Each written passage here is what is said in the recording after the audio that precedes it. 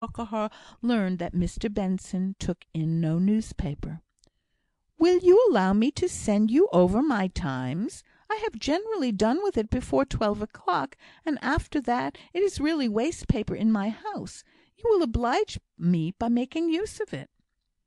"I am sure I am very much obliged to you for thinking of it; but do not trouble yourself to send it. Leonard can fetch it." "How is Leonard now?" asked Mr Farquhar, and he tried to speak indifferently, but a grave look of intelligence clouded his eyes as he looked for Mr Benson's answer. "I have not met him lately." "No," said Mr Benson, with an expression of pain in his countenance, though he, too, strove to speak in his usual tone.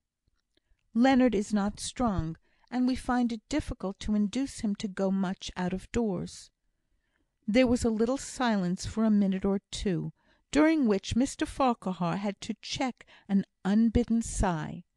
But, suddenly rousing himself into a determination to change the subject, he said: "You will find a rather lengthened account of the exposure of Sir Thomas Campbell's conduct at Baden. He seems to be a complete blackleg, in spite of his baronetcy. I fancy the papers are glad to get hold of anything just now." "Who is Sir Thomas Campbell?" asked Mr Benson. "Oh, I thought you might have heard the report a true one, I believe of Mr Donne's engagement to his daughter. He must be glad she jilted him now, I fancy, after this public exposure of her father's conduct." That was an awkward speech, as Mr Farquhar felt, and he hastened to cover it by going on without much connexion. "Dick Bradshaw is my informant about all these projected marriages in high life. They are not much in my way; but, since he has come down from London to take his share in the business, I think I have heard more of the news and the scandal of what, I suppose, would be considered high life, than ever I did before; and Mr Donne's proceedings seem to be an especial object of interest to him." "And Mr Donne is engaged to a Miss Campbell, is he?" "Was engaged, if I understood right. She broke off the engagement to marry some Russian prince or other. A better match, Dick Bradshaw told me, I assure you," continued Mr Farquhar, smiling.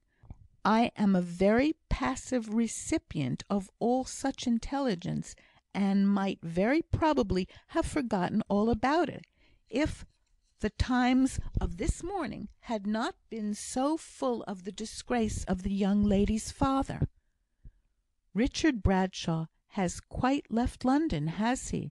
asked Mr Benson, who felt far more interest in his old patron's family than in all the Campbells that ever were or ever would be.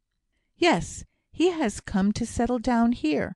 I hope he may do well, and not disappoint his father, who has formed very high expectations from him. I am not sure if they are not too high for any young man to realise." Mr Farquhar could have said more, but Dick Bradshaw was Jemima's brother, and an object of anxiety to her. I trust such a mortification, such a grief as any disappointment in Richard may not befall his father," replied Mr Benson. "Jemima, Miss Bradshaw," said Mr Farquhar, hesitating, "was most anxious to hear of you all. I hope I may tell her you are all well," with an emphasis on all. "That thank you, thank you. Thank her for us. We are all well, all except Leonard, who is not strong, as I said before. But we must be patient. Time, and such devoted tender love as he has from his mother, must do much." Mr Farquhar was silent. "Send him to my house for the papers. It will be a little necessity for him to have some regular exercise, and to face the world. He must do it sooner or later." The two gentlemen shook hands with each other warmly on parting, but no further allusion was made to either Ruth or Leonard. So Leonard went for the papers. Stealing along by back streets, running with his head bent down, his little heart panting with dread of being pointed out as his mother's child, so he used to come back, and run trembling to Sally, who would hush him up to her breast, with many a rough spoken word of pity and sympathy.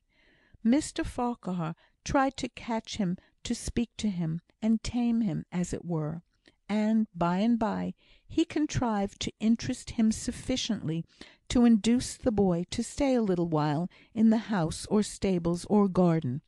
But the race through the streets was always to be dreaded as the end of ever so pleasant a visit. Mr Farquhar kept up the intercourse with the Bensons which he had thus begun. He persevered in paying calls, quiet visits, where not much was said, political or local news talked about, and the same inquiries always made and answered as to the welfare of the two families, who were estranged from each other. Mr Farquhar's reports were so little varied that Jemima grew anxious to know more particulars. "Oh, Mr Farquhar," said she, "do you think they tell you the truth? I wonder what Ruth can be doing to support herself and Leonard. Nothing that you can hear of, you say; and, of course, one must not ask the downright question. And yet I am sure they must be pinched in some way. Do you think Leonard is stronger?" "I am not sure. He is growing fast, and such a blow as he has had will be most certain to make him more thoughtful and full of care than most boys of his age. Both these circumstances may make him thin and pale, which he certainly is. Oh, how I wish I might go and see them all! I could tell in a twinkling the real state of things." She spoke with a tinge of her old impatience. "I will go again, and pay particular attention to anything you wish me to observe. You see, of course, I feel a delicacy about asking any direct questions, or even alluding in any way to these late occurrences." "And you never see Ruth by any chance?"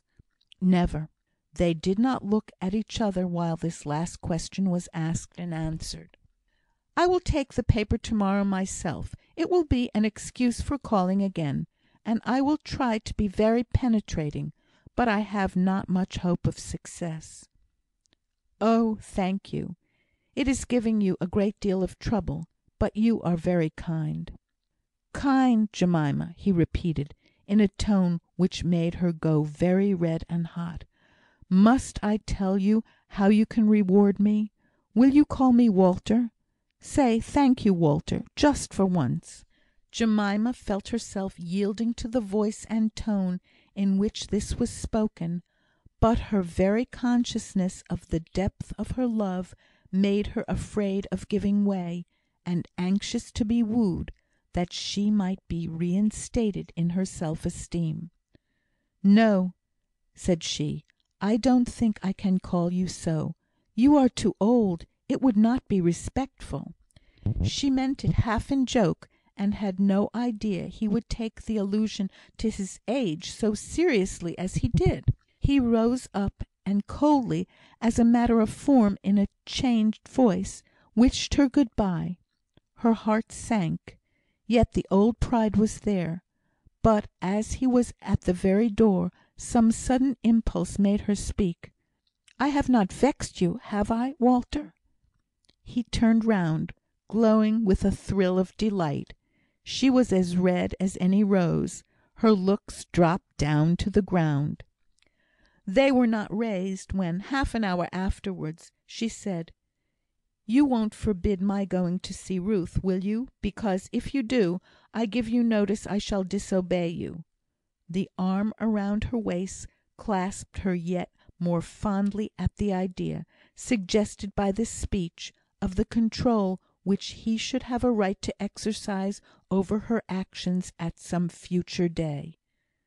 "Tell me," said he, "how much of your goodness to me this last happy hour has been owing to the desire of having more freedom as a wife than as a daughter?" She was almost glad that he should think she needed any additional motive to her love for him before she could have accepted him. She was afraid that she had betrayed the deep passionate regard